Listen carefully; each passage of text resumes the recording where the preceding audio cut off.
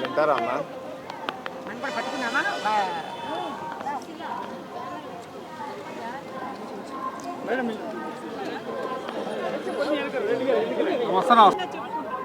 కానీ అయినా కూడా ఇలాంటి సంఘటనలు జరుగుతున్నాయి. నిర్ణయాలు తీసుకోవాల్సిన అవసరం ఉంది.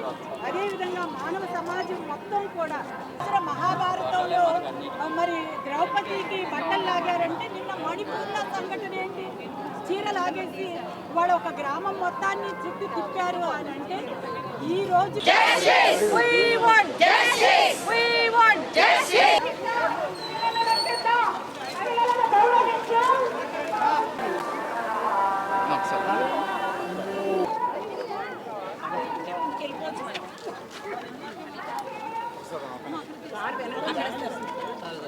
మీడియా అందరికి సిద్ధార్థ దగ్గరికి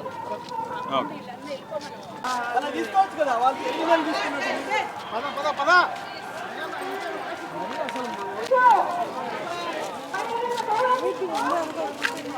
చెప్పి తన కోరిక, తన పేరు, ఇంటి పేరు చెప్పను నేను ప్రైవసీ పాయింట్ ఆఫ్ వ్యూలో. తన పేరు శ్రీలత. స్వతంత్రం వచ్చి 78 సంవత్సరాలు. మొన్న ఆగస్ట్ 15న 78వ స్వతంత్ర దినోత్సవ వేడుకలు అని మన వాట్సాప్ గ్రూప్స్ నిండిపోయినాయి, మన స్టేటస్లు నిండిపోయినాయి, మన డ్రెస్సింగ్ దగ్గర నుంచి ప్రతి ఒక్కటి కూడా పేట్రియాటిజం పెరిగిపోయింది ఆ ఒక్కరోజు. ఆ తర్వాత నుంచి మనం కనుక ఆలోచిస్తే ఈ రోజు కన్నా మునుపటి రోజులు మంచివేమో అనిపిస్తుంది. ఎందుకంటే మా చిన్నప్పుడు మొబైల్సే ఉండేవి కాదు. అమ్మ ఒక దగ్గర నుంచి పంపిస్తే క్షేమంగా బయటికి వెళ్ళి మళ్ళీ క్షేమంగా ఇంటికి వచ్చే పరిస్థితి కనిపించేది. ఆడపిల్లలు హాస్టల్లో ఉన్నా క్షేమంగా ఉండేవారు.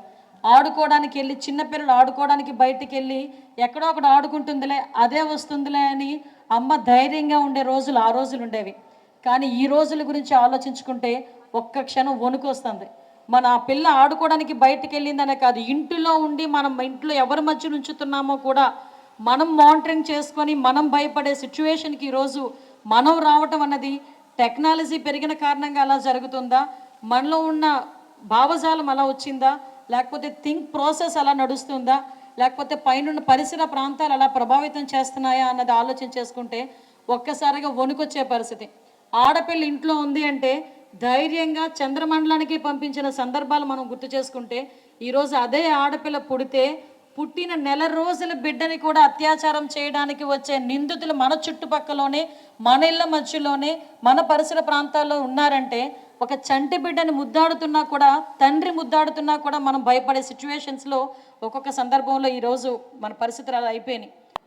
At the same time government హాస్పిటల్లో కేజీహెచ్ లాంటి హాస్పిటల్స్లో చూసుకుంటే అక్కడికి లోపలికి బయట నుంచి గాంజా డ్రగ్స్ అవన్నీ తీసుకొని మేము వెళ్తున్నప్పుడు వస్తున్నప్పుడు కూడా చాలా నీచంగా మాట్లాడుతున్నారు. ఒక్కొక్కసారి ఈ వృత్తి ఎందుకు చేస్తున్నామా అని మేమే భయపడే పరిస్థితులు మాకు వచ్చినాయి. అంటే నేను చెప్పాను, నేను 23rd నేను ఆ రోజు ఎలక్షన్ కోడ్లో ఉండి వాళ్ళ దగ్గర మాట్లాడలేకపోయా. ఆ రోజు వైజాగ్లో ఎలక్షన్ కోడ్ ఉన్నాయి, అందువల్ల నేను వాళ్ళ దగ్గర మాట్లాడలేకపోయా. నేను డెఫినెట్గా కంపల్సరీగా గౌరవ ముఖ్యమంత్రి గారి దృష్టికి ఆల్రెడీ తీసుకెళ్ళాము. మిగతా విషయాలు కూడా గౌరవ ముఖ్యమంత్రి గారి దృష్టికి తీసుకెళ్తాము. ముఖ్యంగా ఎక్కడైతే ఈ నర్సింగ్ కాలేజెస్ కానీ హాస్టల్స్ కానీ గవర్నమెంట్ మన మెడికల్ హాస్టల్స్, పీజీ హాస్టల్స్ ఉంటాయో ఇక్కడే కాదు అన్ని డిపార్ట్మెంట్స్ దగ్గర కూడా ఎక్కడైతే లేడీస్ హాస్టల్స్ ఎక్కడైతే ఉంటాయో వాటన్నిటి దగ్గర కూడా ప్రత్యేకమైన పర్యవేక్షణ ఏర్పాటు చేసి సీసీ క్యామ్స్ ఏర్పాటు చేసి వాటికి కంట్రోలింగ్ కూడా కమాండ్ కంట్రోల్ రూమ్కి ఏర్పాటు చేసి మీకు ఒక టోల్ ఫ్రీ నెంబర్ కూడా ఏర్పాటు మేము చేస్తాం. ఎందుకంటే ఏ ఆడబిడ్డ కూడా మళ్ళీ ఇంకొకసారిగా ఇబ్బంది పడకూడదు. ఎందుకంటే ఒక్కసారిగా డాక్టర్ వృత్తి అంటే మా అందరికీ కూడా చాలా గౌరవం. కనిపించే దేవుడు డాక్టర్ని అంటారు. మన దేవుడి దగ్గరికి వెళ్ళి చేతులెత్తి మొక్కి నా ఆరోగ్యం బాగుండాలి దేవుడు అంటాం, కానీ అదే డాక్టర్ దగ్గరికి వెళ్ళి ఏదో ఒకటి చెయ్యండి నాయన, నా బిడ్డను బతికించండి అని ఏదో రకంగా మనం ప్రాధాయపడతాం. నిజంగా వాళ్ళు కూడా ఫుల్ ఎఫర్ట్ పెట్టారు. నేను కళ్ళతో చూశాను. ఎక్కడ విషాహారం తినంటే మాకు అక్కడ కొంచెం ఫుడ్ పాయిజన్ అయ్యి 3 పిల్లలు చనిపోయారు, చిన్న పిల్లలు. నిజంగా నేను కేజీహెచ్కి వెళ్తే అక్కడ పిల్లలందరినీ వాళ్ళు తీసుకునే ట్రీట్మెంట్, వాళ్ళు చూసే విధానం కానీ, ఆ డాక్టర్స్ చూసే విధానం కానీ నిజంగా వాళ్ళు ఇంచుమించుగా 24 hours వాళ్ళు పడుతున్న కష్టం కానీ నిజంగా కళ్ళతో చూసాం. కంపల్సరీగా ఈ డాక్టర్ వృత్తికే కాదు మిగతా డిపార్ట్మెంట్లో కూడా ఇప్పుడు ఈవెన్ దో పోలీస్ డిపార్ట్మెంట్లో కూడా మహిళలు చాలామంది వర్క్ చేస్తున్నారు. వాళ్ళకి కూడా ప్రత్యేకమైన వాళ్ళకి వసతులు కల్పించాల్సిన బాధ్యత యాజ్ అ హోమ్ మినిస్టర్గా నాకు కూడా ఉంది. మీరు ఒక డాక్టర్స్ కానీ, ఒక పోలీస్ డిపార్ట్మెంట్ కానీ, రెవెన్యూ డిపార్ట్మెంట్లో కానీ, అన్ని డిపార్ట్మెంట్లోని ఉన్న ఉద్యోగస్తులను కానీ, చదువుకుంటున్న పిల్లల్ని కానీ, చిన్న పిల్లల్ని కానీ ఈరోజు మనందరం కాపాడుకోవాలి. అది మన బాధ్యత. ఈరోజు కాన్సెప్ట్ కూడా అదే, ప్రతి స్త్రీ భద్రత మన బాధ్యత అని. ఆ భద్రత కల్పించడానికి మనందరం కూడా బాధ్యతగా ముందుకెళ్ళి రాబోయే కాలంలో మీ అందరి సహాయ సహకారాలతో ఒక మంచి ప్రోగ్రామ్స్ చేసి మన దగ్గర ఉన్న క్రైమ్ రేట్ని కూడా తగ్గించుకునే బాధ్యత మనం తీసుకుందాం.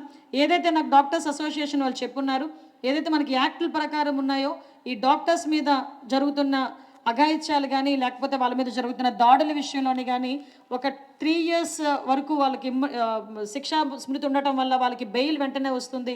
సో వాటికి నాన్ బెయిలబుల్గా చేసేటట్టుగా 7 years చేయాలి అనే ఉద్దేశంతో వాళ్ళందరూ కూడా చెప్పున్నారు. ఇవన్నీ కూడా టెక్నికల్గా, లీగల్గా మేమందరం కూడా మాట్లాడుకొని యాక్ట్ పరంగా ఏ రకంగా చేయాలనే దాని మీద కూడా దృష్టి పెడతాం. అట్ ద సేమ్ టైం ఈరోజు ప్రత్యేకంగా ఎక్కడైతే లేడీస్ హాస్టల్స్ ఉంటాయో, స్కూల్స్ ఉంటాయో వాటి దగ్గర సాయంత్రం అయిన తర్వాత కూడా నిఘా ఏర్పాటు చేసుకొని, అక్కడ పోలీస్ బీట్ కూడా ఏర్పాటు చేసుకొని వాళ్ళకి రక్షణగా ఉండే బాధ్యత కూడా ఈరోజు పోలీస్ డిపార్ట్మెంట్ తీసుకుంటుందని మీ అందరికీ కూడా తెలియజేసుకుంటూ, రాబోయే కాలంలో ఈ రాష్ట్ర ప్రభుత్వం, ఈ కూటమి ప్రభుత్వం చేయబోయే ప్రతి కార్యక్రమంలోని కూడా ఈ గాంజా నిర్మూలన, డ్రగ్స్ నిర్మూలన, అదేవిధంగా ఉమెన్ ప్రొటెక్షన్ విషయంలో మేము చేసే ప్రతి కార్యక్రమానికి కూడా మీ అందరి సహాయ సహకారాలు మనస్ఫూర్తిగా ఉండాలని ఈ వేదిక సాక్షిగా మిమ్మల్ని అందరినీ కోరుకుంటున్నానండి. మిమ్మల్ని అందరినీ కూడా అభ్యర్థిస్తున్నా. మనందరం కలిసి పనిచేద్దాం. మనందరం కలిసి పనిచేసి ఈరోజు స్త్రీ రక్షణ బాధ్యతని మనందరం కూడా తీసుకుందామని, ఇదే ఈరోజు ఇక్కడే మనం ఆ నిర్ణయం తీసుకొని ఇక్కడ నుంచి వెళ్దామని ప్రతి ఒక్కరికి కూడా తెలియజేసుకుంటూ